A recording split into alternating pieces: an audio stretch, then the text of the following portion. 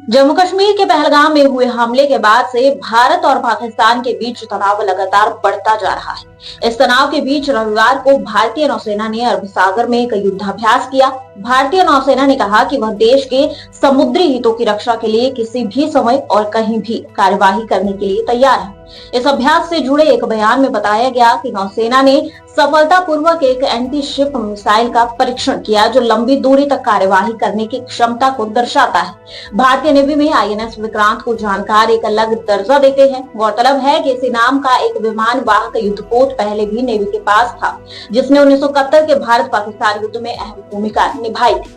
काबिले गौर है कि यह विमान वाहक युद्धपोत कोची शिपयार्ड में बनाया गया था, जिसे सितंबर 2022 में प्रधानमंत्री नरेंद्र मोदी ने राष्ट्र को समर्पित किया। सरकारी बयान के मुताबिक यह भारतीय कंपनी की तरफ से बनाया गया था और पहला विमान वाहक युद्धपोत था। यह जहाज 100 से अधिक छोटे और मध्यम दर्जे के स्थानीय संगठनों के सहयोग से तैयार किया गया था। साल 2022 तक भारत के पास आईएनएस विक्रमादित्य नाम का केवल एक विमान वाहक युद्धपोत था। आईएनएस विक्रांत के शामिल होने के बाद भारतीय नौसेना के पास 2 विमान वाहक युद्धपोत हो गए। इसके साथ ही भारत उन चुनिंदा देशों की सूची में शामिल हो गया जो अपने खुद के विमान वाहक युद्धपोत बनाते हैं। इन देशों में अमेरिका, ब्रिटेन, फ्रांस, रूस और चीन शामिल है। वहीं दूसरी ओर पाकिस्तान के पास अब तक कोई विमान वाहक युद्धपोत नहीं है। 1971 के भारत पाकिस्तान युद्ध में आईएनएस विक्रांत नाम के युद्धपोत ने अहम भूमिका निभाई थी। उसी की याद में इस नए विमान वाहक युद्धपोत का नाम भी आईएनएस विक्रांत रखा गया है। प्रेस इंफॉर्मेशन ब्यूरो पीआईबी के मुताबिक आईएनएस विक्रांत में 30 लड़ाकू विमानों को ले जाने की क्षमता है। इसकी कुछ खास बातें हैं कि जहाज की लंबाई 262 मीटर है।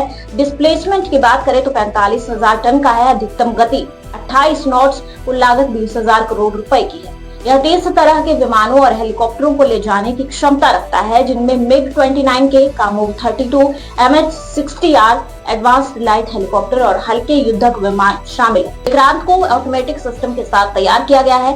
इसे फिक्स्ड विंग और रोटरी विंग दोनों तरह के विमानों के संचालन के लिए डिजाइन किया गया है। इंडियन एक्सप्रेस अखबार की एक रिपोर्ट के मुताबिक इस युद्धपोत में कुल 18 डेक और 2,400 कमरे हैं। लगभग 1,600 सैनिकों के रहने की व्यवस्था वाले इस जहाज में महिला अधिकारियों और नाविकों के लिए भी अलग कमरे बनवाए गए हैं। विक्रांत में आक्रमण और रक्षा की क्षमता की अगर बात की जाए तो चेन्नई यूनिवर्सिटी के डिफेंस और स्ट्रेटेजिक स्टडीज डिपार्टमेंट से जुड़े थिरुनावुक्करसु का कहना है कि भारत के पास इस समय 2 विमान वाहक युद्धपोत काम कर रहे हैं, विक्रमादित्य और विक्रांत। वो कहते हैं कि यह दोनों विमान वाहक युद्धपोत हिंद महासागर, अरब सागर और बंगाल की खाड़ी में सुरक्षा के उद्देश्य से इस्तेमाल किए जाएंगे।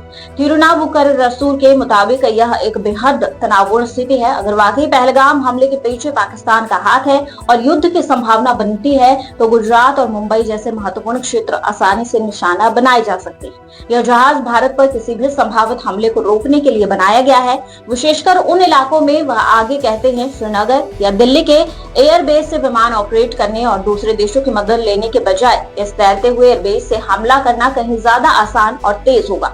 साथ ही पाकिस्तान के पास इस तरह के विमान वाहक युद्धपोत न होने का फायदा भारत को रणनीतिक बढ़त के तौर पर मिल गया।